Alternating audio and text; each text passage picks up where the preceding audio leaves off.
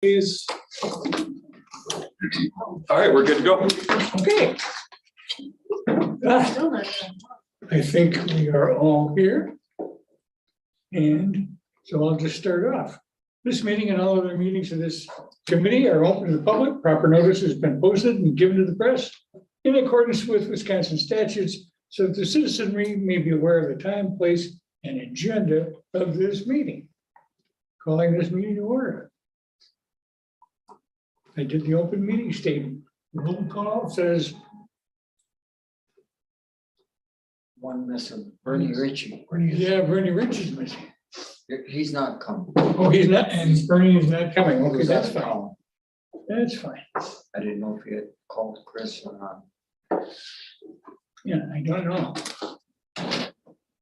Okay. We're down to review and accept the agenda. I'll make a motion to approve. I have a motion and a second.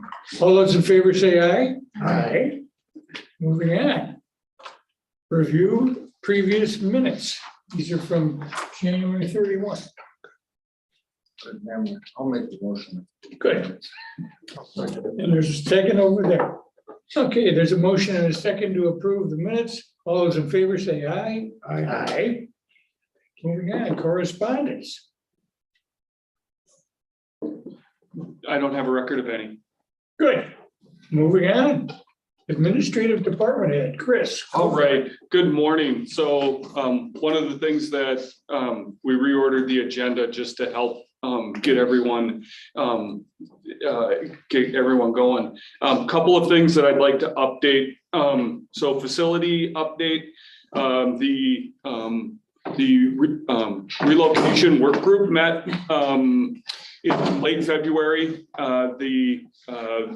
The determination of that group, there was a small group, was to basically that there wasn't without a budget parameters to work within. It was very difficult to move forward with any type of planning. One of the things to let you know is that all of our staff had an opportunity to tour the space basically directly below in the lower level. One of the things that we did determine is that because the space footprint was equal and then some, that it wasn't the space was adequate. It was there was going to need, it was not move-in ready. It is not move-in ready for the 8 to 10 workspaces that were needed to move in. So that was shared with that work group, and in order to move forward, then the decision was made to go to the Public Property Committee meeting for the conversation related to financial pieces. That group with the Public Property Committee meeting determined that it was necessary to move forward with the space needs study. For those of you that remember in the capital improvement plan that you approved as part of the 2022 budget process, included an amount for a space needs study to be conducted in 2022 to evaluate to reevaluate space needs of all the departments. So the Public Property Committee moved to proceed with the space needs study, or to bring that to the county board of supervisors to move that for the request for proposals, and put the finance relocation on pause, and would include that as part of, or as to be considered as part of the space needs study that will be conducted in 2022.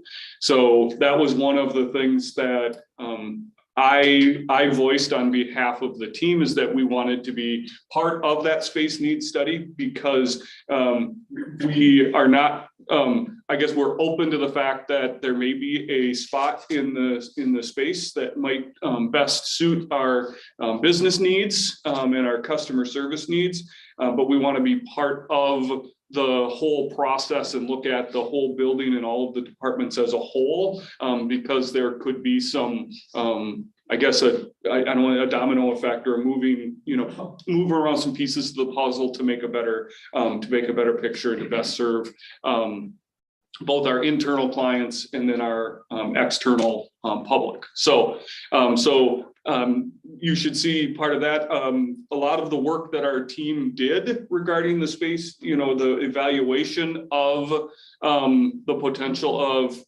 moving to the lower level is still going to be very valid work, because a lot of that is going to be what the consultants or those doing the space needs determining. So I don't want to say we've got a little bit of a head start on the space needs studies. We've evaluated and been able to both look at what our current needs are, and then looking forward a little bit with some of our adaptations with our different programming. So at this point, the relocation is pending, is maybe paused and pending and maybe part of a bigger the space needs study that will roll out through the rest of 2022.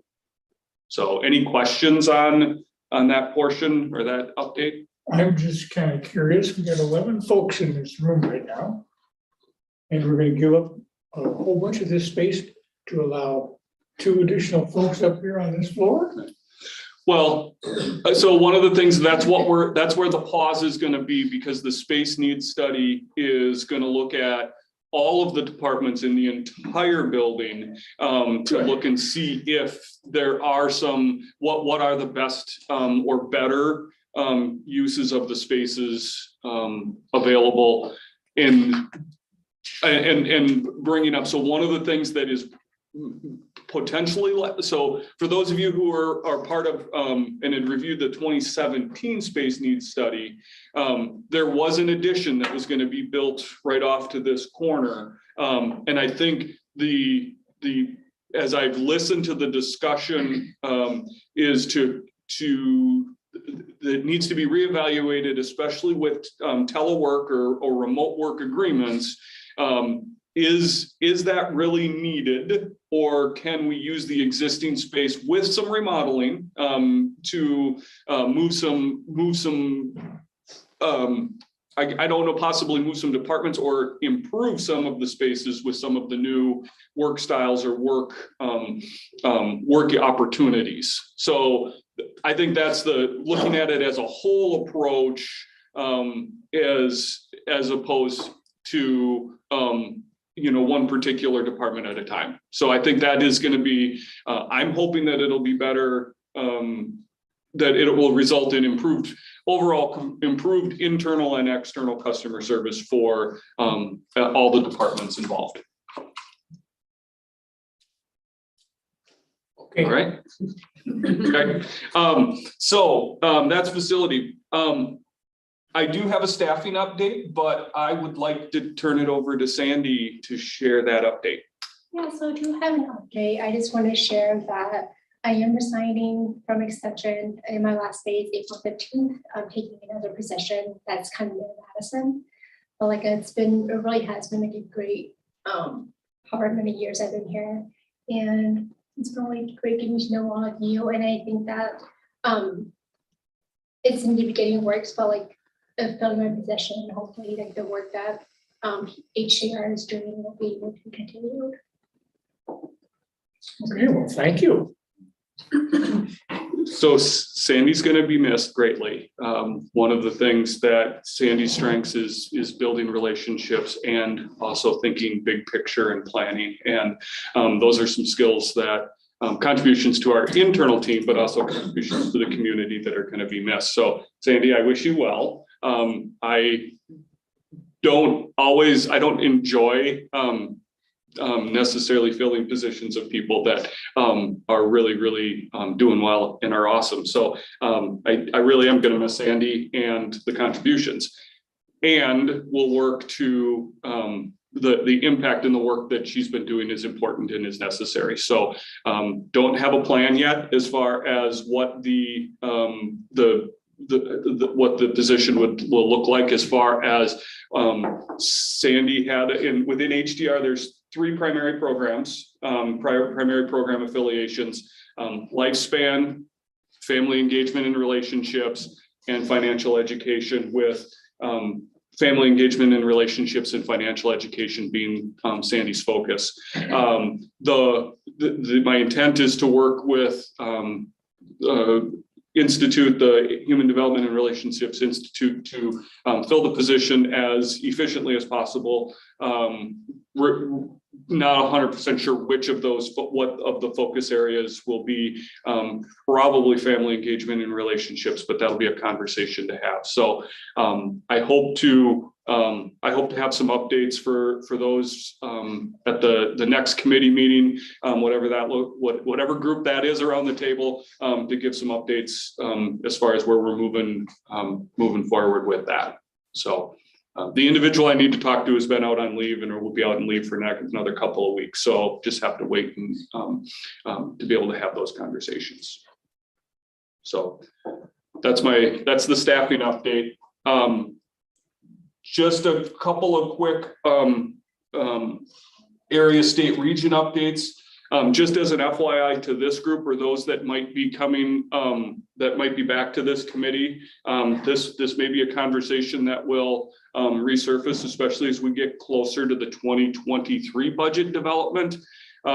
Recently, Sarah Grochin is a dairy and livestock educator now to Gamey County. She recently announced that she'll be retiring in September. So there may be some opportunities to, if the environment is looking favorable, to explore the possibility of a regional dairy educator in extension. Again, that would be something that would be part of the either the late 2022 or part of the 2023 budget process as we were to move forward. So I just wanted to keep you in the loop there, and then at that same time we might also be able to entertain opportunities for a regional crops educator. One of the things I would also say, and I don't have at the next meeting, Amy and Annette are keeping track, or keeping stats of the individuals that do walk in for inquiry. So we're compiling that information as far as the rationale. I know that we have had an inquiry from an agriculture lender in the New London, Clintonville area that wanted some extension resources for their client, or for one of their clients, and we were unable to provide any more resources than the website that was listed. So just wanted to share that there have been industry professionals that have sought extension agriculture expertise for their clients, and we have been unable to provide anything more than the website.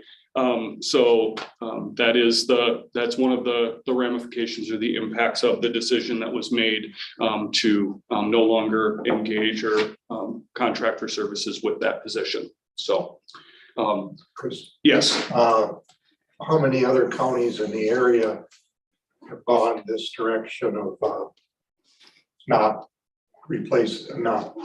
One. position? Only one in this area. That does not include, there are a couple of counties in the northern part of the state that traditionally have not had agriculture educators. Only one, in fact, Shawano, counties to the north, Shawano, Langlade, and that group of counties have recently transitioned into a shared regional model. To the west, the central part, they have actually been doing a shared approach for probably the last 15 years through the central part. So Portage Wood, Marquette, Green Lake, Waupaca. Now Waupaca is a little bit different, but Waupaca is moving towards, at least there's conversations about them potentially engaging back in. So they have been, and then to the kind of to the southeast, that Fond du Lac, Sheboygan, that whole area has adopted the regional model, and they went and they began that in January. So I don't want to say all, it's a transition, but it is starting to move forward. Calumet is the county in the area that has not adopted or has decided to move in a different direction. with Waupaca. Waupaca had a few years ago, and they are now moving towards or entering conversations of exploring opportunities within the regional model moving forward. And the only other update that I have is more of when it comes to the end of the agenda, the upcoming meeting, I think I will engage the new committee chair and engage in the new in finding the new. I'm not assuming that the exact same date and time will work. In fact, on behalf of the staff, we would request a 9 a.m. start time versus an 8:30 start time, and possibly a fixed fourth Monday as opposed to the last Monday, because those fifth Mondays get a little goofy. But also recognizing that there are some other times that we would engage the committee, that there might be other times that might work better for that group. And then with that said, I would like to say thank you to our retiring members. So I know Bernie isn't here, but thanks to Bob and for your support. I know that with as many turnover, there's a possibility that the committee group could look quite differently. So there's no guarantees that Dick, Ken, and Dennis will be back. But I do thank you for your contributions, and I look forward to working with everybody, looking for everybody in the future. But most of all, thanks to Bob and Bernie for your support and your commitment to our programs and our staff. Thank you. And that concludes my update. Okay. That includes all updates. I'm down to penny tank. I'm ready. Okay, did you,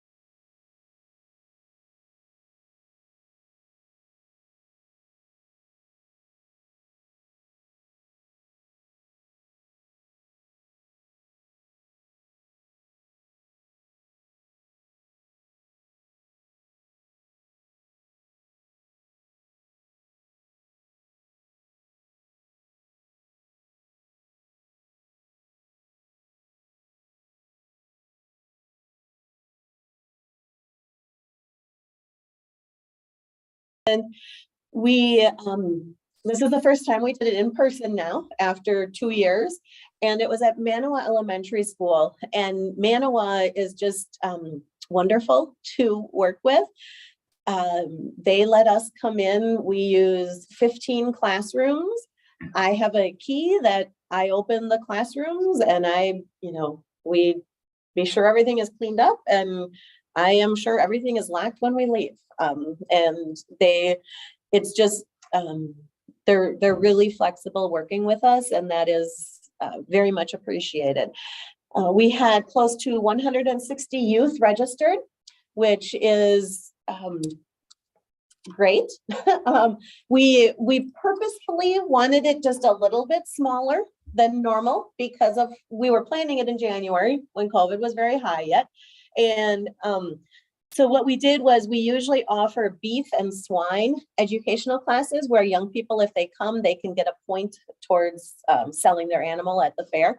And those classes usually bring about 40 extra people to Super Saturday. So we did not offer those this year. And so like 2 years ago, we had over 200 registered. And so by design this year, we wanted it to be a little smaller, and actually 160, I think, is a little higher than we were even thinking we would have this year.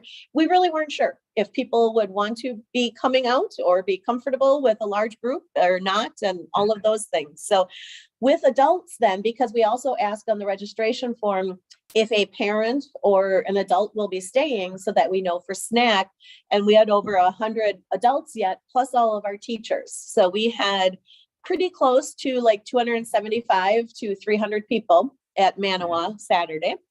And we did different for the evaluations this year. One of the youth suggested we do a QR code and have just a little slip of paper, because we always do a paper evaluation, and it's just, everything is going so fast that day. It's hard. A lot of people don't fill it out. We don't get the feedback, and so we did a QR code and an email link for the evaluation. And so Annette is sending that out today. We did, as of last night, we did have 6 evaluations in already, which I was happy to see. And one of those said it was the best day ever. So that's my quote for today. And so I just have some photos to share from Saturday. And yep, you can go. Oh, sorry, this is, yep. There we go. Oh, back up. There. Okay, thank you. It's very hard to read. That's just a sampling of the projects as part of the registration form. I work with the volunteers. The volunteers help find teachers. I help find teachers. I create the whole registration form and work with the committee. I do the room assignments and like a lot of those types of things to help so that the teachers that come in and teach are ready to just be able to teach. And we had woodworking, poultry, Easter crafts, make and take pet toys, fun with rabbits. We had neon painting. We had all kinds of things that were offered. I do also then personally teach our leader training during this time. So as parents come, if their kids are in some of the projects, this year was the smallest number that I've had because we've done a couple leader trainings already this year. But I did have 3 more volunteers that went through leader training. So that's what I taught on Saturday, in addition to just all of the support for the day. So now if you can go forward, please. These are just some of the photos from the day. On the left, those are ornaments, glitter ornaments. They're to match your birthstone. And so we had gems and they did ornaments.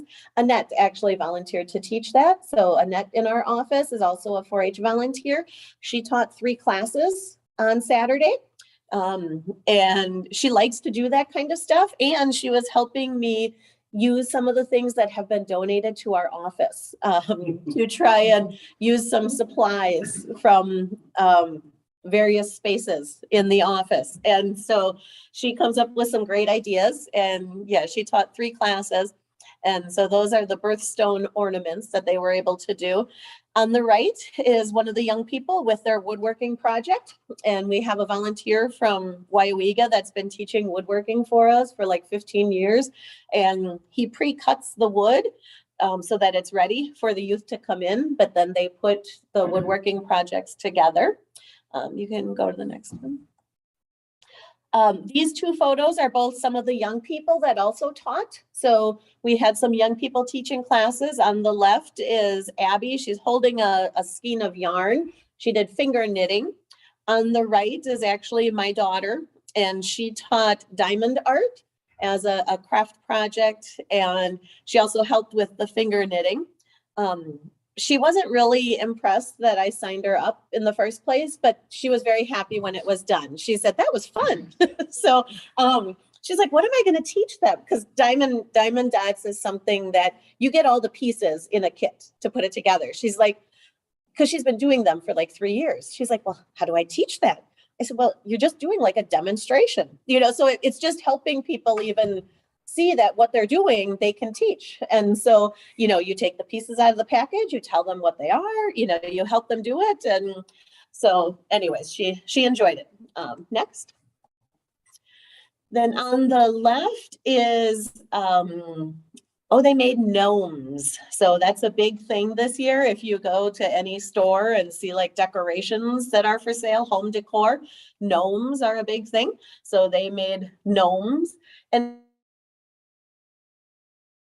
on the right, we did have the fairest of the fair at the event, and she taught young people how to make butter. And then she did another session with a few of the older youth, letting them know about social media and things that she does as fairest of the fair, if they would be interested at some point. Next. These are obviously pictures of a chicken. So the chicken on the right. On the left, the young people, that is also Evan with the gray t-shirt in the middle. He's another youth. He volunteered to teach 2 classes. And he actually had the kids washing the chickens that he brought so that they could experience getting them ready for the fair. That was mentioned on one of the 6 evaluations already turned in, that one young person loved the whole day, especially washing the chickens. So that was a hit, except for some of the parents who, didn't quite dress their kids for washing chickens and, having feathers flapping around. But it was, he really, had the hands-on activity prepared. So a great opportunity for him and for those young people. Next. These, it's on the screen for some reason. There it goes. On the left is, it was not planned to have the bread class and the butter class, but we did. I don't know if anybody was in both, that they could actually try their butter on honey wheat bread, but young people were able to put together all the ingredients and learn how to make bread and take it home and make that. And on the right, was actually Annette's friend that did a fabulous job. He taught 2 ice fishing classes and a class on forestry and trees, and worked with identifying bark on trees. He put together a whole packet for the young people on ice fishing, and worked with them all to make those tip-ups. And it was really, really well received. We really try and consciously think about things that boys and girls would both be interested in, although, girls and boys can be interested in whatever they want, but, trying to have some of those opportunities. Next.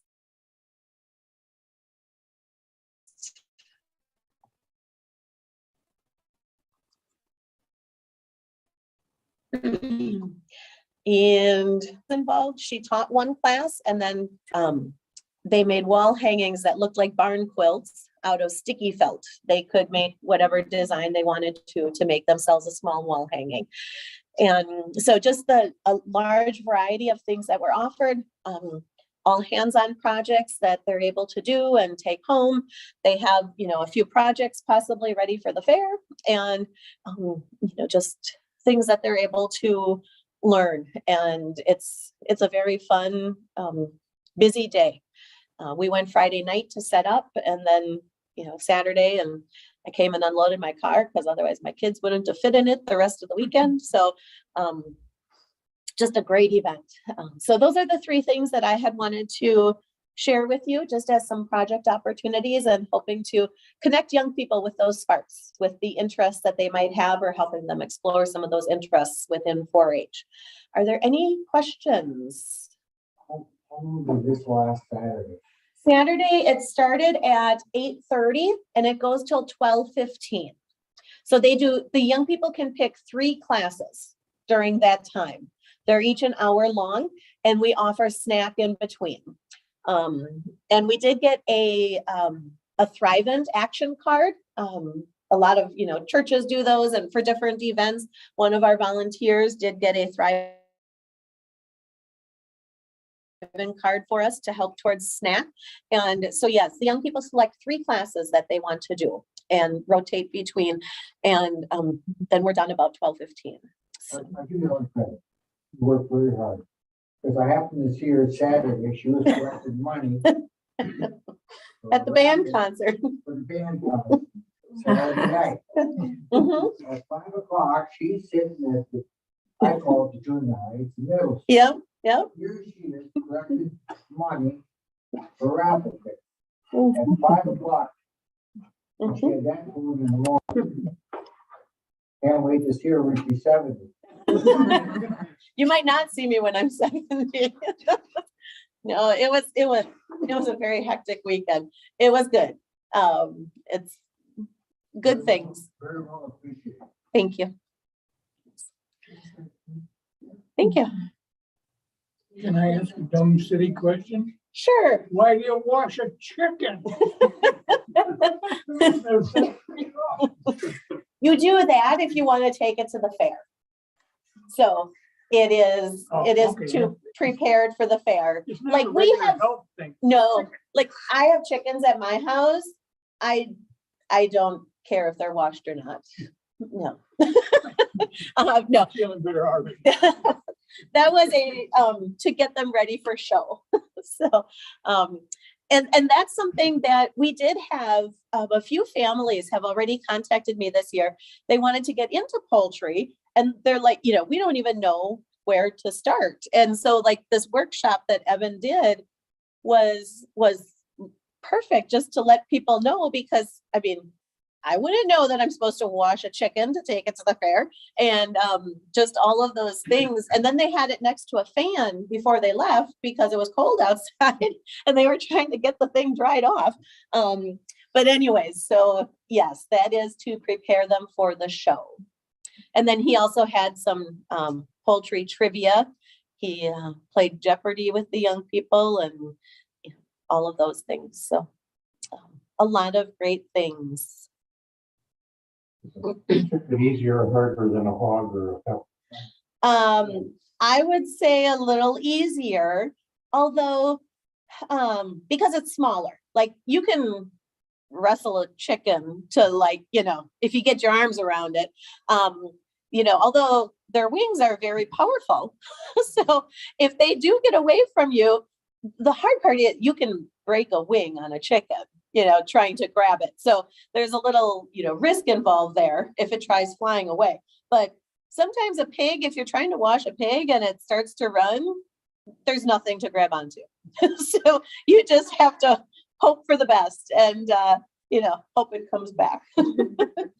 But yeah, so for animal projects, we offered on Saturday, poultry, rabbits, and sheep were the 3 animal projects. And then the rest of it was non-animal youth building projects that made up like those other 30 to 40 classes. So try to offer a little of both. Does anyone enter things into the fair that they made have Super Saturday? They do, yes. We'll see some of those woodworking projects, especially, and that's actually put into the fair book, that they can take things from Super Saturday. They have to remember to finish them, like a varnish or a paint. You can't take raw woodworking projects to the fair.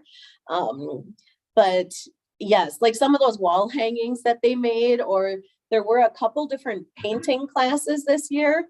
I'm sure some of those will show up at the fair and some of the other things. So yes, a lot of the teachers, they're, sharing their interests. We had a number of teachers that taught 3 different classes. So,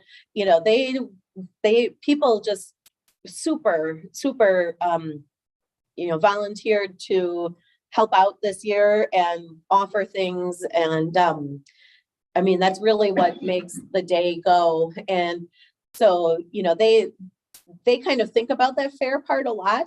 And so try and prepare things that young people can take. Annette did Mod Podge plates, which we've done for like 20 years. And some of those always show up every year too. So. I have one more question for you. Yes. The Lions Club in Rochelle. You said it was camping? Yes, it is actually the Wisconsin Lions Camp in Rosholt. We are able to use their we pay. We're able to use their facility in the winter. In the summer, they run all of their own camps for children with disabilities. It must be a heated building. Yeah, it's a whole camp facility. It's beautiful.